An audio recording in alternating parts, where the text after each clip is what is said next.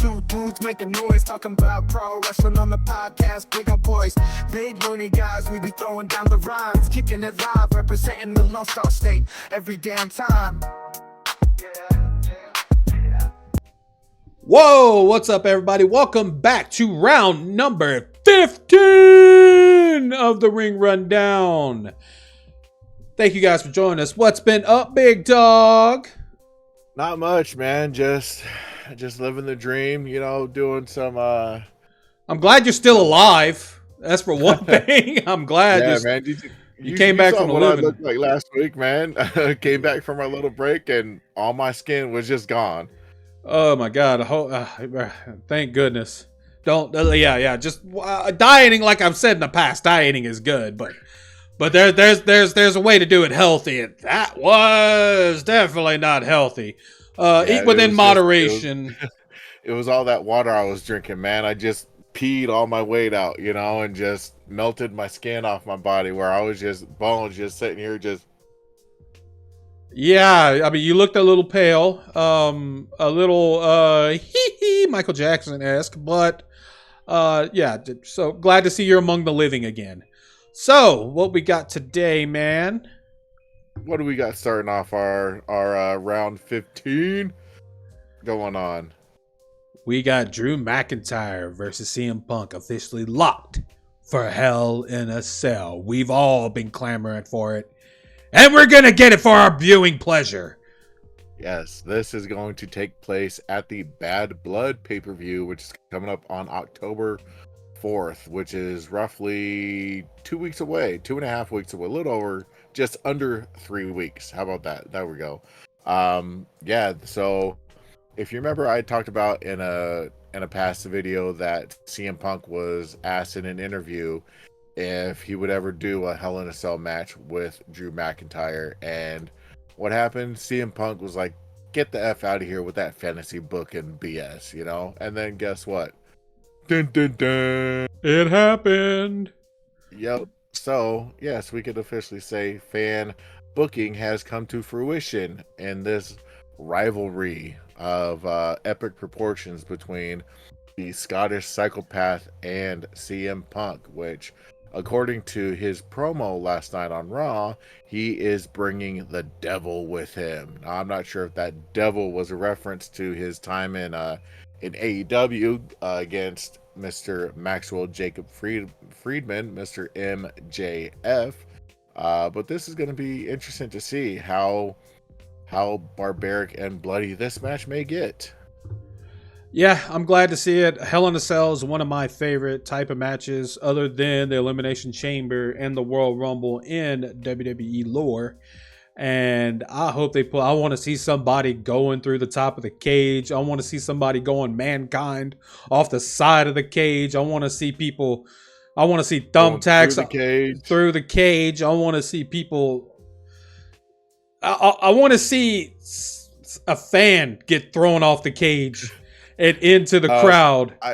I just hope we don't get the crap ending that we got from the Hell in a Cell, what was it, 2019, between Seth Rollins and Bray Wyatt, or I'm sorry, The Fiend, Bray Wyatt. You remember that match stopped due to ref stoppage, and a lot of people were pissed when that happened, because it's like, it's Hell in a Cell. You don't stop the match. Exactly, you do not stop the match. Somebody better die in that mofo.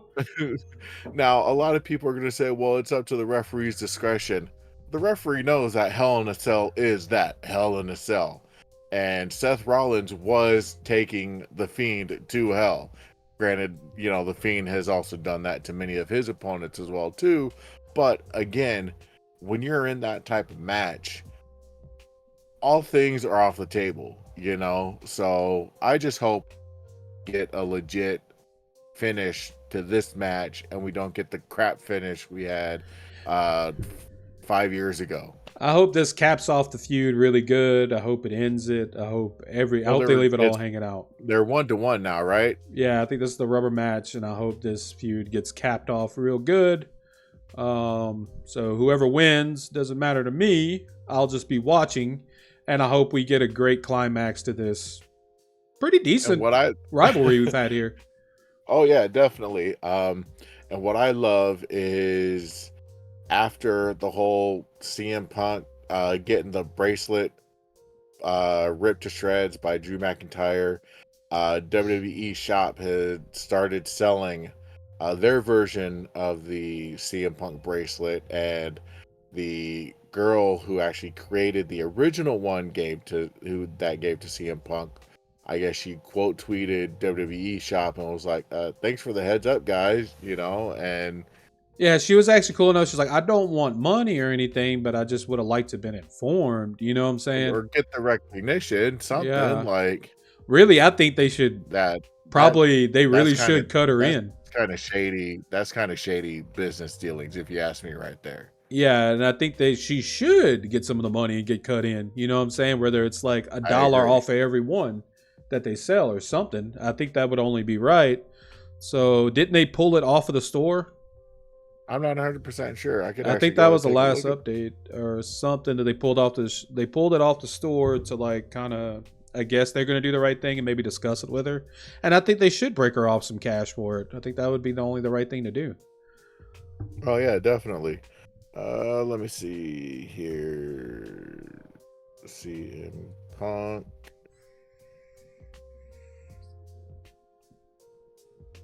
Let's see, we got T-shirts. It is still on there. The Oh, CM Punk friendship bracelet. I believe there was a report. They may have put it back up now, but you might want to double check. There was a report that it was pulled down for a bit. Maybe they settled it. Oh no, I know it's back up, but this was like last week. Oh, probably. Who knows? We'll see. But we'll give you an update on that on some other point in time. But Mhm. yeah, I definitely think they should definitely, make it right with her. I mean, it was a cool gesture. And if I were Punk, I would be speaking up about it also, Mm-hmm. in my opinion. But yeah, so I mean, I'm glad to see this match. I'm very excited for it. It's a lock now. Punk's gonna have to be in a Hell in a Cell. Apparently, the fans do matter, Mr. Phil Brooks. All right, so Yeah.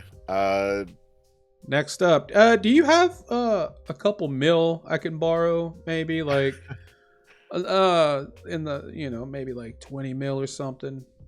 Do you have? Can I borrow that from you?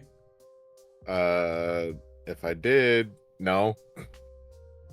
Because I mean, Titan Towers is for sale, and I think that would be a great studio for us. Yeah. I think you got a little some topics confused there, buddy. I fixed it already. Let's just keep going. It's fixed. um. Yes. Titan Towers is officially up for sale. They have relocated to their new building down the road, I believe, or the next state over, something like that. But they have officially listed headquarters for sale. Obviously, they listed all the amenities that it has, how big the lot is. So whoever's got that big kind of bucks, Loan it to go buy us. Loan it to us. It'll be a great ring rundown studio with all the amenities. Let's make it happen. Come on. Hey, Tony Khan. Hey, call me. But yeah, so it's up for sale. If anybody wants to buy the legendary building, the just make original building where they filmed the infamous WWF Attitude commercial. Yep. Remember So that one? the only thing I would suggest is maybe you hire a priest or somebody to come through and pray over that place to get that the evil that he should not name has left in there. So I would definitely recommend giving that place, getting some holy oil and rubbing that place down really nice and spick and span and getting all that bad juju out of there. Bring in a full sanitation company just to give a good old scrub, wipe down, clean out of that whole entire building. Bring like I said, maybe a whole, Catholic clergy or a priest in there just to get the bad juju out. But yeah, hey, if you got the money, there you go. Titan Towers up for sale, baby. Let's go ahead. Hey, loan us the money. We'll take it. I know a priest. I know a guy. I know a couple of people that can go ahead and help us out clean that place out. Right? We can't guarantee we'll pay the money back anytime soon, but Uh, you know, we'll give you a good old $20 a month. How does that sound? We'll pay it back eventually. no interest No included in interest. that. Yeah, but we got you. Hey, you can come over anytime you want. I'll even buy the pizza. Next up. Yeah, it appears Bryan Danielson has received a legal letter from the WWE over the "Yes" catchphrase. So apparently he got word from, let me see here, I'll just go ahead and read off the statement. It's weird. I applied for it, but then I got it wasn't necessarily a cease and desist. I got some sort of legal letter from WWE. Listen, it's really weird because my manager just texted me and said, "Hey, this thing is available. Do you want to get it?" And I was like, "How much does it cost?" And it wasn't that much, and I was like, "Okay, sure." And then shortly after that, I got an email from WWE saying, "Oh, this is infringing on this or that or whatever." And I'm like, "Dude, I'm not trying to sell anybody anything. I just do my thing." And this is via an interview he had, Luke James Chats. So You know what it sounds like to me? WWE's WWE being petty. being petty and being very, very salty. So you apparently own the term yes? Yes? If it's Yes? available, that means they no longer owe the trademark copyright to it. Therefore, Bryan Danielson has every right to go and acquire the catchphrase. If he paid the money, there you go. He can say yes all he wants. On the way up the entrance ramp, on the way down the entrance ramp, anywhere he wants to. Hell, if he wants to bring back the yes t-shirt, he now owns it, so he can sell a yes t-shirt. Calm down, WWE. Quit being so damn salty. Yeah, But they're just mad. They're just mad because of everything that happened. You know, he's married to Brie Bella, and you know her father is, you know, going through some things right now. So they're trying to, I guess, limit anything that uh an outside in-law relative may be wanting to acquire via an old trademark that WWE had in its possession, but now no longer does. so it is what it is. Calm down, WWE. Let the guy say yes all he wants. All right, so that's all we have. Anything to add to that, man? To this topic, nah, that's it. Just let Bryan Danielson do his thing. Alrighty. Next topic, we got staying on the legal battle and stuff like that, and people sending letters and cease and desist, and people going to court about things. We have another situation here dealing with one Mr. former AEW talent and current WWE talent, Cody, the American Nightmare Rhodes. What's up with this, man? And it's not just him, but WWE is also involved in this lawsuit as well too. So apparently, Cody Rhodes, WWE, and Fanatics are being sued by musician Wesley Isold over American Nightmare trademark.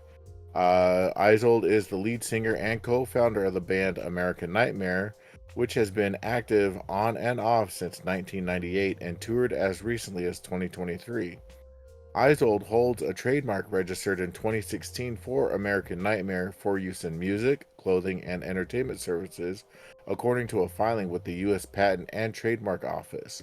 So apparently, from my understanding on this situation, is the American Nightmare logo itself, or the wording of the text, has been getting smaller and smaller and smaller on WWE products, including anything that involves